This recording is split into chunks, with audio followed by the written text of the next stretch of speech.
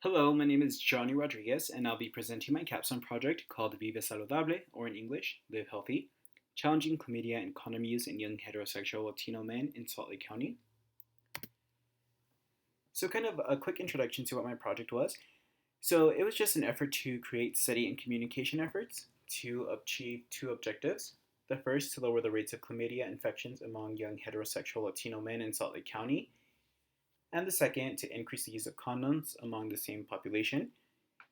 The approach was initiated with a literature review, which I'll discuss a little bit later on.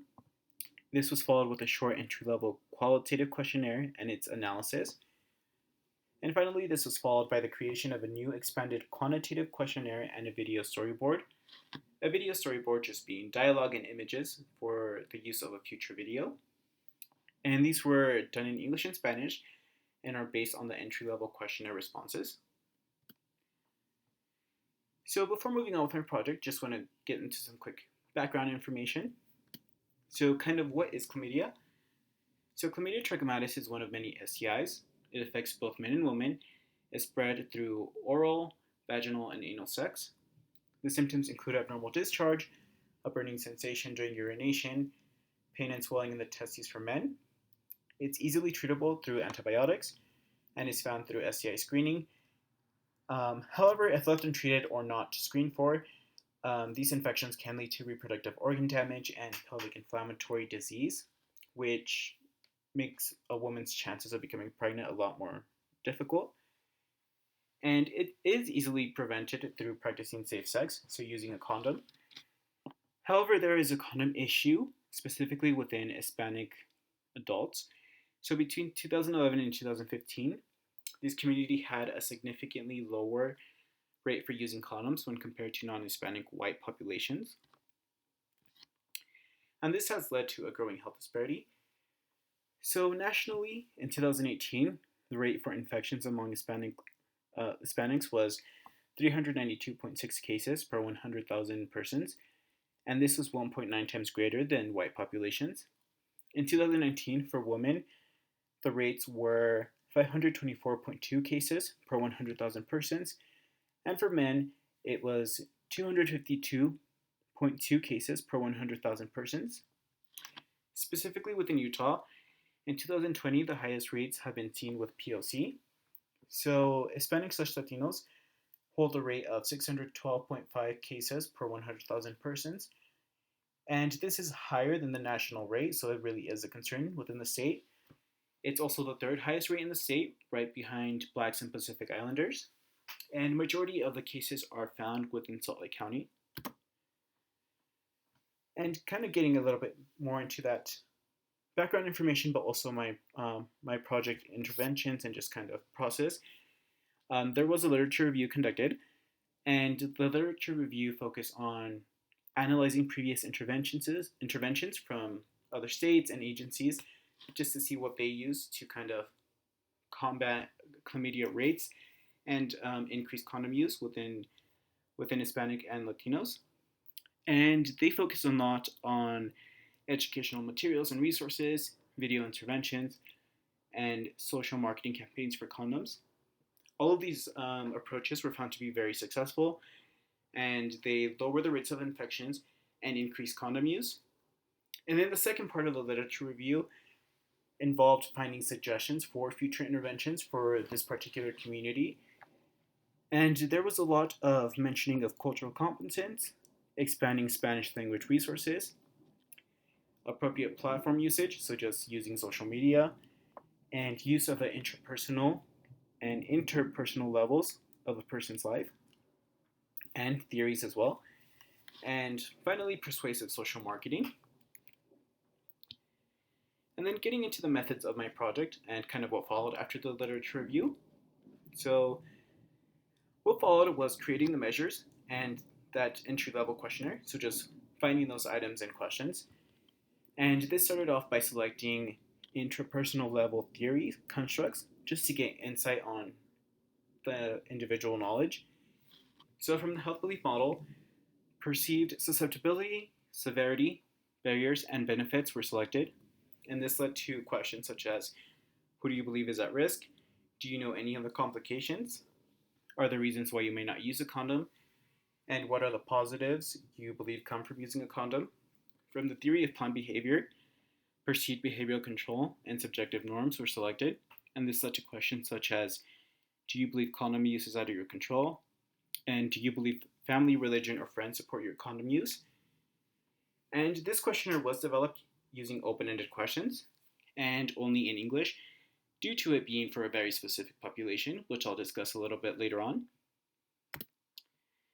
And kind of before proceeding with the distribution and the process of that entry-level questionnaire, I just want to quickly touch on a stump that I ran into related to informal interviews. So initially, there were plans to informally interview 4 public health officials working in STI departments at the State Health Department and Salt Lake County. However, 3 of them did not communicate back, and 1 of them did not feel confident enough in providing information within the specific population.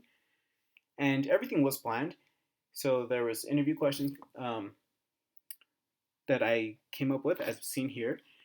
But like I mentioned, unfortunately, this didn't happen, and it had to be dropped from the project. And moving on to questionnaire distribution. So with participants, 29 family members and friends were asked to participate. They all spoke English, were young, Latino, heterosexual, and living in Salt Lake County. And initially, there were plans to ask the questionnaire items in person. However, this couldn't be done because some of the participants couldn't meet in person.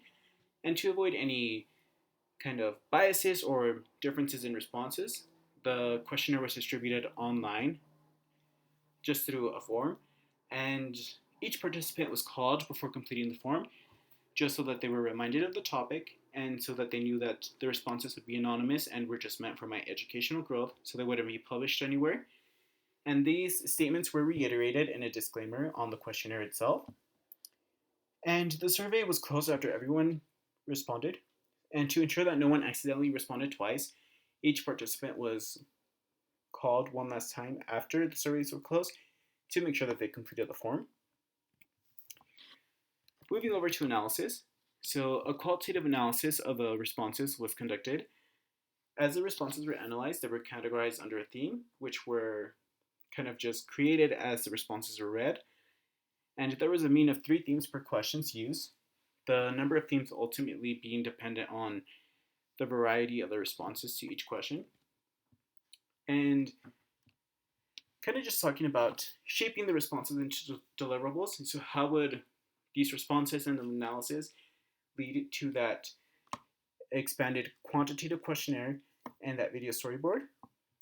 So since they were meant to be for a larger audience, they would be developed in English and Spanish. The new questionnaires would use a Likert scale, just since it's quantitative and it's meant for that larger audience as well. And with the new questionnaire, questions were to be created using the content of the responses to the original questionnaire. So the questions on that short entry questionnaire were very general. So if participants provided detail or new subjects that weren't mentioned in the question itself, it could lead to the creation of a new item. So for example, asking, who do you believe is at risk? If someone mentions a teenager, that could lead to a new item, which would be, do you believe teenagers are at risk? And with the video storyboard, any gaps of knowledge could be used to create dialogue and narrative. So any misconceptions or any information that wasn't known could be used to create just that dialogue for that future video. Moving over to results, starting with the health belief model questions. So just with risk, 66% believe that anyone was at risk, 24 that those who have unprotected sex, and 10 those who have multiple sex partners. As far as knowing the complications, 55% didn't know them, 31% did, and interestingly enough, 14% didn't know the complications, but they knew the symptoms. And this was very interesting because symptoms weren't asked about in the question. And as far as positives from using a condom, 24% believed it was effective in protecting against STIs, 7% in protecting against pregnancies, 55% in protecting against STDs and pregnancies, and 40% just in kind of keeping overall safety and health. So a total of 79% saw some form of protection against STIs. And then, as far as reasons why to not use a condom for protection, 50% said that there was no reason, 10% mentioned issues of comfort, 20% mentioned inaccessibility, and 20% mentioned having a long term partner or a long term sex partner. And then, with the theory of planned behavior questions, just believing if condom use was out of the control, 100% said no, so it was very unanimous. And as far as believing if there was family, religion, and friend support, 17% believed that they didn't have the support, 69% believed they did, and 40% were unsure. And then just going back to shaping deliverables, there were 4 takeaways that were learned and used to shape these deliverables. So just that expanded quantitative questionnaire and that video storyboard. So the first was that participants provided a lot more insight and details in their responses to the entry-level questionnaire, calling for more specific questions. Second, that despite a high average response, participants still need further knowledge on the benefits of using a condom. 3, there is a misunderstanding as to who is affected by chlamydia. And 4, the complications of chlamydia are not fully known. So kind of with takeaway 1, that shaped the new quantitative questionnaire. So there'd be more expanded questions as previously mentioned, how at risk led to more details as teenagers are at risk. And with takeaways 2, 3, and 4, they helped shape the video storyboard. So kind of knowing that there's more information that needs to be provided on the benefits of using a condom and who is affected by chlamydia and the complications led to new narrative and 3 facts that could be provided through the video storyboard, which I'll show just in the next few slides.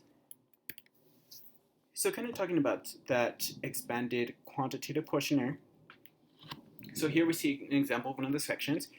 So originally this section was just who do you believe is at risk?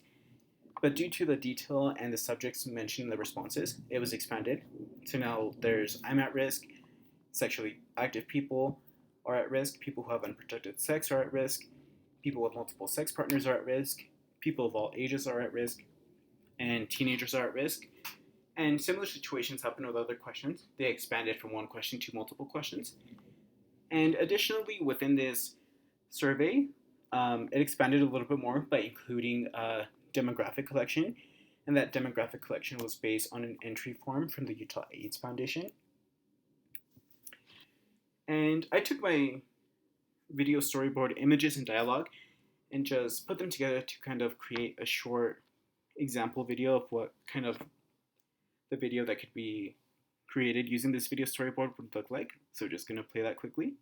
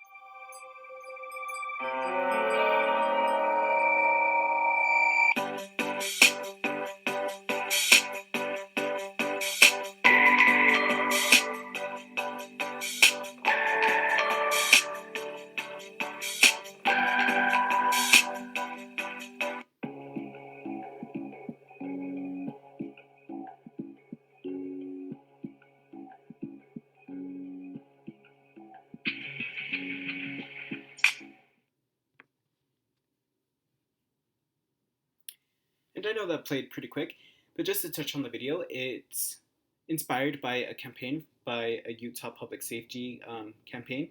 And basically what happens in the video, since it did move a little bit quick, is we have a young Latino adult, more so a male, getting ready for a date, and he contemplates taking a condom or not. As he's doing that, he has kind of a smaller version of himself pop up on his shoulder, and on the other side, a werewolf known as a myth monster.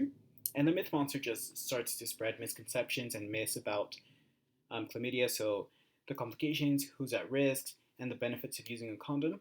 And as he does that, the smaller version of the male fights back these myths by providing truths, and at the end, just points out that the guy is one big myth and encourages the male to take the condom, and he does. And in the process, gets rid of the myth monster, takes a condom, and goes on his date. And it was just meant to be that short, kind of fun video based on the information found from my questionnaire. And then some brief discussion. So there were some strengths and limitations to the project. So strengths, there was a 100% response rate to the entry-level questionnaire. All the participants responded to every question, and the entry-level questionnaire and responses were readily easy to access and analyze, which made the process a lot smoother, both for the participants and myself. And the sample size was relatively small and related to me in some way, so I could reach out to them if I had any questions or concerns or needed to do follow-up. As far as limitations, the sample size was also a limitation, so it was relatively small and specific. So the small size challenges the validity of the results, and it might represent a specific kind of young heterosexual Latino man in Salt Lake County, specifically since they were related to me.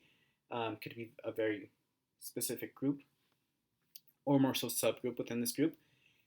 There was also potential bias, so since participants could take the form on their own, there's a chance internet could have been used to provide answers, and there was also a chance of self-reported and social desirability bias, so just people may be lying about their answers to not want to be judged.